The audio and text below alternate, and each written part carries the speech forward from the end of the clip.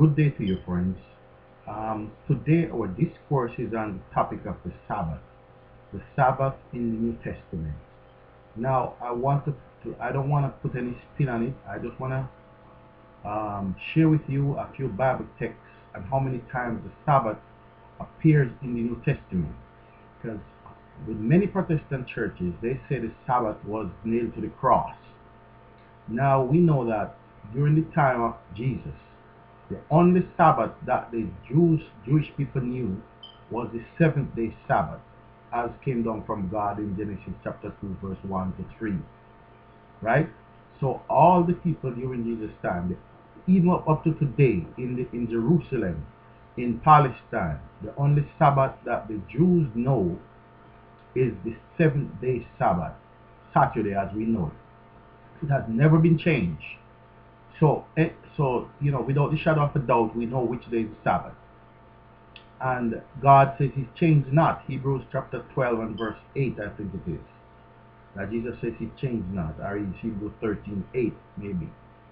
But so we know the only Sabbath that they knew is the 7-day Sabbath. So no matter what excuse the Catholic Church gave, who tried to change the Sabbath, the Protestant churches are following the Catholic Church in this thing, which is not biblical. There's no biblical proof. But it's just a matter of convenience, right? But you can't read it. So I'm just want to share with you a few texts that you can look up for yourself to see how many times the Sabbath appears in the New Testament, and it has with no shadow or inkling to say it was ever changed by Christ Himself or the disciples. There were some Sabbaths that were temporary, which were nailed to the cross. Those were the ceremonial Sabbaths, like the Feast of Trumpets, the Feast of Tabernacles, and all those Sabbaths, right? But those Sabbaths were different from the seventh day Sabbath, which is the memorial of creation, and which identifies which God we're talking about when we're talking about God, right? And which God we worship. Let's go to the first text that I have here is Matthew chapter 12, reading from verse 1. It says, and at that time Jesus went the Sabbath day through the corn, and His disciples were an hungered, and began to pluck ears of corn to eat. Right? But when the Pharisees saw it, they said unto Him, Behold, thy disciples do that which is not lawful to do upon the Sabbath day. But Jesus said unto them, Have ye not read what David did when he was an hungered, and they that were with him, how he entered into the house of God, and did eat the shewbread, which was not lawful for him to eat, neither for them which were with him, but only for the priest. Alright? Okay, and then it goes on to say, But I say unto you that in this place is one greater than the temple. But if he had known what this meaneth, I will have mercy and not sacrifice, you would not have condemned the guiltless. Verse 8, For the Son of Man is Lord, even of the Sabbath day.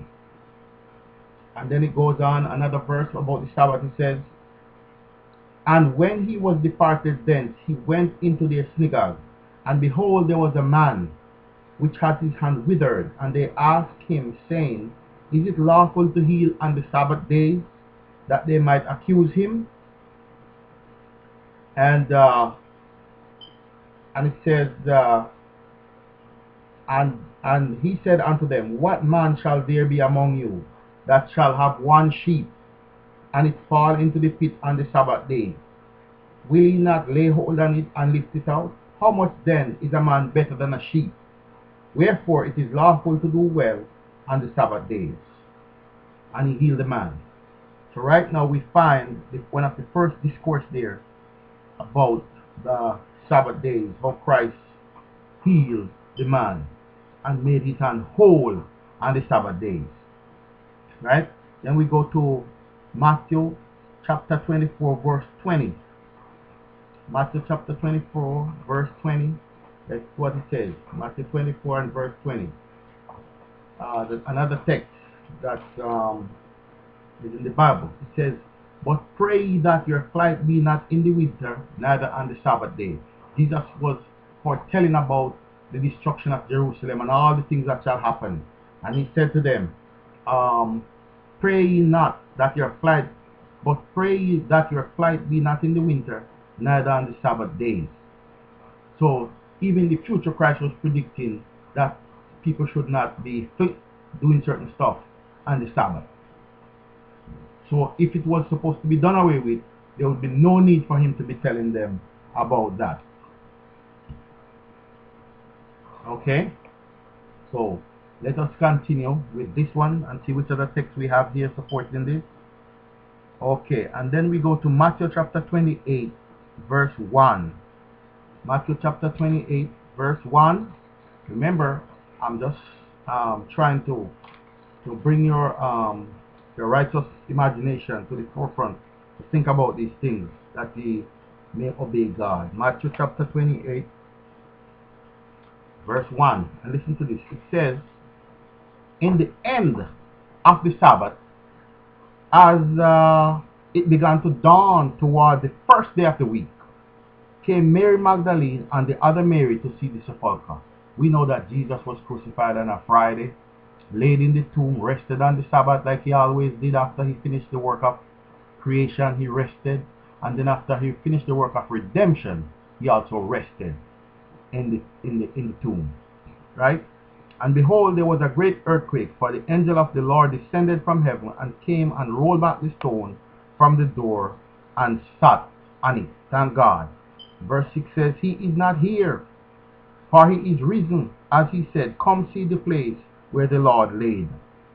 So there we have it.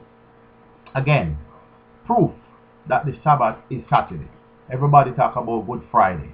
The day after is the Sabbath, and the first day of the week is Sunday, right here in Matthew chapter 28. So there can be no confusion about which day is the Sabbath of the Lord our God.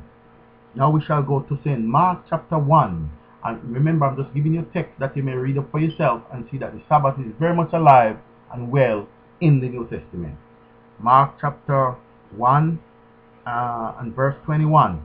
Listen to this. And they went into Capernaum. And straightway, listen to this, and straightway he entered into the synagogue and taught. So Jesus would go into the synagogue on the Sabbath day and teach the people. And listen to this now. And they were astonished at his doctrine, for he taught them as one that had authority, and not as the scribes. And there was in the synagogue a man with an unclean spirit, and he cried out, saying, let us alone. What have we to do with thee, thou Jesus of Nazareth? Art thou come to destroy us? I know thee whom thou art, the Holy One of God. And Jesus rebuked him, saying, hold thy peace, and come out of him. And they were all amazed, insomuch that they questioned among themselves, saying, what thing is this? What new doctrine is this? For with authority commanded he even the unclean spirits, and they do obey him. Praise God. That's Jesus. That's Jesus. Alright, friend? So we see here again, as his custom was, Jesus would go straight into the temple to preach and teach the people on the Sabbath day. So that was Mark chapter 1 verse 21.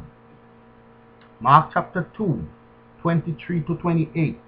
If we may go there. Mark chapter 2, 23 to 28. I'm going to read. It says, and it came to pass that he went through the cornfields on the Sabbath day, and his disciples began as they went to pluck the ears of corn. To pluck the ears of corn. And the Pharisees said unto him, behold, why do they on the Sabbath day that which is not lawful?